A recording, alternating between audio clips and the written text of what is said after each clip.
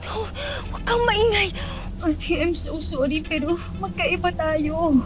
Ate, kung hinayaan mo akong malulong sa addiction ko noon, I'm sorry, pero hindi ko kayang hayaang gumrabi ang kasamaan mo. No! No! Jade, please! No! Mga pulis! Nandito si Ate Olive! No! Pulihin niyo siya! Mga pulis! Jade! Ate, please, sumuko ka na sa kanila. Sumama ka na lang ng maayos. Hindi ako papayag! No! How could you betray your own sister? I'm sorry, ate. Pero pag hinayaan kitang makatakas, parang kinonsente ko na rin ang kasamaan mo.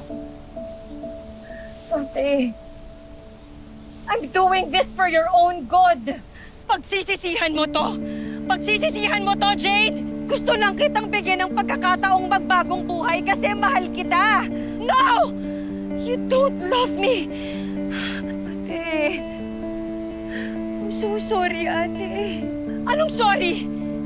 Matapos ng lahat ng ginawa kong pag-aalaga sa'yo na nag-a-addict ka? Ito ang igaganti mo sa akin! No! Sumuko ka lang ng maayos. Baka pwede natin kumbinsihin si Emma na patawarin ka. Tutulungan tayo ni Aling Ligaya, ate. Mabait na tao si Emma. Hindi ko kailangan ng pagpapatawad nila. All I ever want is to be with Moki! Yung batang inalagaan ko simula nung umpisa pa lang. Bakit ba hindi nyo maintindihan yun? Palibasa, hindi ka kasi naging ina.